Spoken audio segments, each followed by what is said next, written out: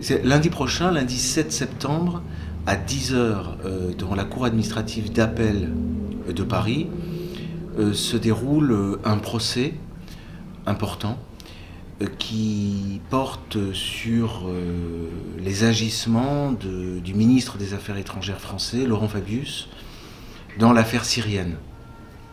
J'appartiens à un collectif d'avocats, parmi lesquels on retrouve Stenler, Bardèche, Chamy, collectif qui a été chargé par des Syriens, des civils, de demander réparation pour le mal qu'ils ont subi. Alors, ce sont des gens qui ont perdu leurs enfants, leurs conjoints, leurs grands-parents, leurs cousins, leurs frères, leurs sœurs, dans des massacres absolument impitoyables en Syrie, qui se déroulent souvent d'ailleurs selon le même scénario, un scénario assez parlant. C'est-à-dire vous êtes chez vous, c'est la nuit, il est 3-4 heures du matin, 5 heures du matin. Alors l'horaire n'est pas anodin, c'est que en général l'attaque se déroule après la première prière. La première prière dans l'islam le matin, prière de l'aurore je crois. Et donc déboule chez vous, dans votre village, dans votre maison, dans votre appartement en ville, n'importe, des hordes de gens armés de Kalachnikov, drogués, et qui massacrent, qui cassent, qui violent, qui enlèvent les gens, voilà. Alors on a comme ça 14 plaignants, 14 civils. Dans un premier temps, nous avions déposé une plainte devant la Cour de justice de la République. Pourquoi ? Parce que Laurent Fabius, en énonçant, comme il l'a fait, que le front Al-Nosra, c'est une filiale d'Al-Qaïda, en énonçant que le front Al-Nosra faisait en Syrie du bon boulot, en lançant des promesses de livraison d'armes aux rebelles modérés. C'est de cette modération-là qu'il s'agit. Égorger les gens, c'est ça qu'on appelle la modération. Crucifier les gens sur leurs portes. Enfin. Et tout le monde se souvient d'un propos qui était que le président Bachar el-Assad ne mériterait pas d'être sur la terre. Et je suis conscient de la force de ce que je suis en train de dire. Monsieur Bachar el-Assad ne mériterait pas d'être sur la terre. Bien. Entre autres choses, de tels propos méritent, à mon avis, d'être examinés par des magistrats pour qu'ils nous disent si cela constitue ou non de la provocation à commettre des meurtres, etc. Si c'est le cas, c'est de la complicité, puisque ces provocations ont été suivies d'effets. Bon. De nos jours, où il suffit à un humaniste, à un amoureux de la paix, au grand cœur, de mettre sur sa page Facebook je suis Charlie, mais je suis aussi Koulibaly et Kouachi.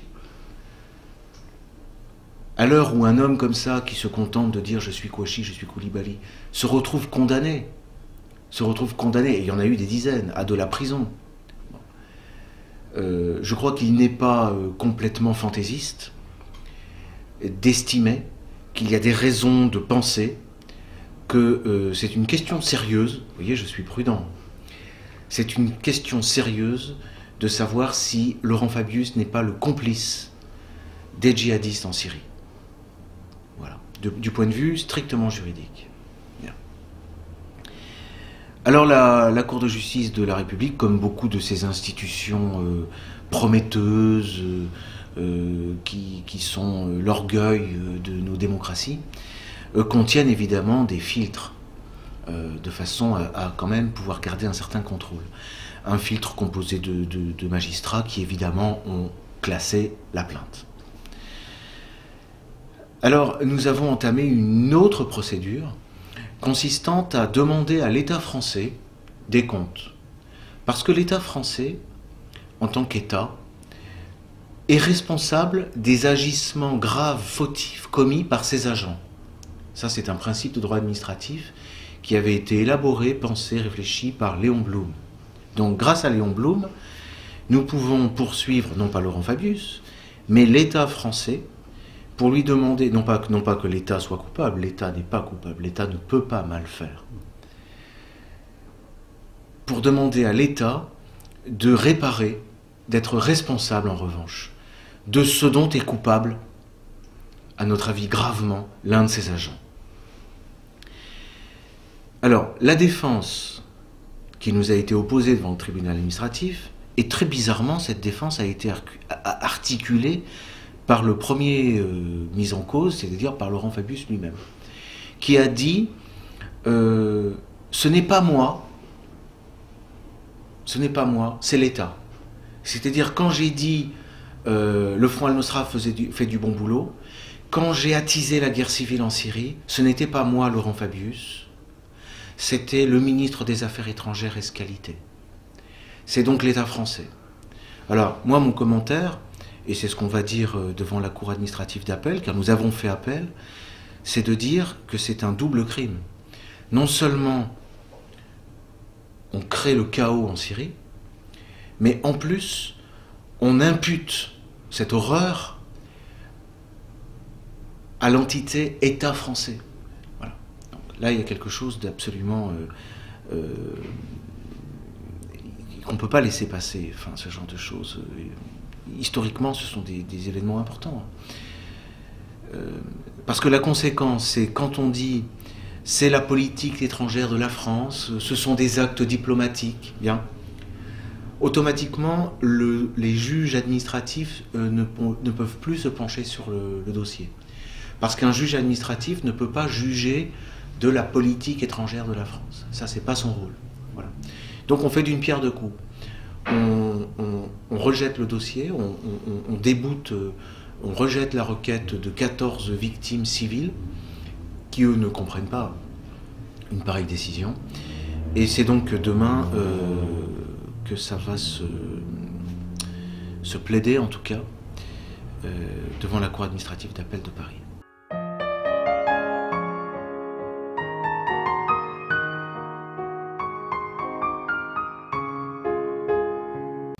En lien étroit avec dans l'état actuel de la jurisprudence, de cette politique étrangère de la France, consistant, c'est dit noir sur blanc dans le jugement du tribunal administratif, consistant à attiser la guerre civile en Syrie. Donc dans le droit fil de cette décision, on constate aujourd'hui, je dirais la phase B de l'opération, c'est même pas destruction de la Syrie, on pourrait dire c'est destruction du vieux monde, peut-être ce serait plus parlant, destruction de l'ancien monde, qui consiste dans cette opération de migration, donc des populations, on le dit de ce terme-là, mais on peut parler de déportation, parce que des gens qui quittent la Syrie, qui quittent la Syrie parce que des djihadistes d'Al-Nosra les ont délogés de leur village, mais par la force, en égorgeant la moitié de la population, par la terreur. Bon. Une méthode qui rappelle beaucoup celle qui a suivi la Seconde Guerre mondiale à la fin des années 40 et qui avait lieu en Palestine. C'est-à-dire qu'on commet les massacres les plus impressionnants possibles, des massacres qui sont médiatisés, de manière à semer la terreur et à faire que les populations limitrophes de ces massacres réfléchissent et, envahies par la peur, fuient. Bien. Alors, à la fois, ça libère du terrain, du territoire, ça casse des nations qui étaient des entités historiques importantes, et ça crée des déracinés. Le problème n'est pas dans le déplacement, une population peut se déplacer. Le problème est dans la dislocation de structures familiales, tribales, claniques, nationales. Donc, on disloque les entités. Bon. Ça, c'est ce qu'on fait en Syrie depuis 2011. Et ce qui s'accentue encore aujourd'hui. Aujourd'hui, où on raconte qu'on va aller, soi-disant, intervenir contre l'État islamique. Si vraiment on avait voulu se débarrasser de l'État islamique, on l'aurait fait depuis déjà longtemps. En réalité, on continue de cette guerre qu'on mène avec les pires moyens. Alors donc, ça c'est la phase A. La phase B, alors, c'est cette migration. Alors, le problème des réfugiés, il existe depuis le début. Depuis 2011, vous avez un phénomène de réfugiés. Je fais une parenthèse. On a l'outrecuidance de dire aujourd'hui que les migrants de Syrie fuient Bachar el-Assad. Enfin, là, on atteint vraiment les sommets de l'ignominie. Les sommets de l'ignominie. Bachar el-Assad est le seul rempart qui tient depuis 5 ans contre le déchaînement de la barbarie et le chaos total sur la terre syrienne.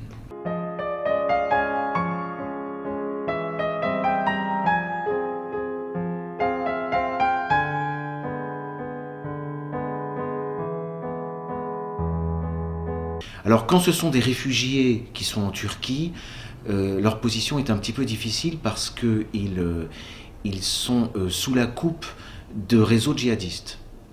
Lorsqu'ils sont en Jordanie, c'est le même phénomène. Bon, je ne parle même pas de ceux qui prendraient le risque de se réfugier dans le Golan ou en Israël, si c'est encore possible. Les seuls qui peuvent se réfugier dans le Golan occupé par Israël, ce sont précisément des djihadistes d'Al-Nosra, et c'est leur base arrière. Les hôpitaux israéliens soignent les djihadistes, et quand ils les ont soignés et guéris, ils les renvoient semer le chaos en Syrie. Ça, c'est reconnu. J'ai aussi un client qui est du Golan, qui est un Syrien, et qui a fait l'objet des arrestations automatiques en Israël. Pour avoir dit ça, pour avoir dit j'ai vu des ambulances israéliennes qui transportaient des blessés d'Al-Nosra et qui allaient les soigner. Voilà une digression qu'on me pardonnera.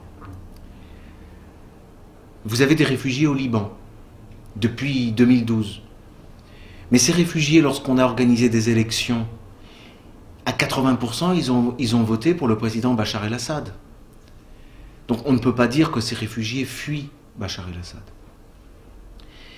Alors la suite de l'opération, une fois qu'on a comme ça disloqué la société dans laquelle ces gens existaient, une fois qu'on en a fait des individus atomisés, on les transporte donc, enfin on les laisse se transporter en Europe. Alors, là il y a un double appel d'air, donc quand même il faut dire un mot. Bon, alors il est vrai que pour tout immigré de pays difficiles, il y a l'appel d'air des promesses d'allocation familiale, de CMU, etc. Ça joue.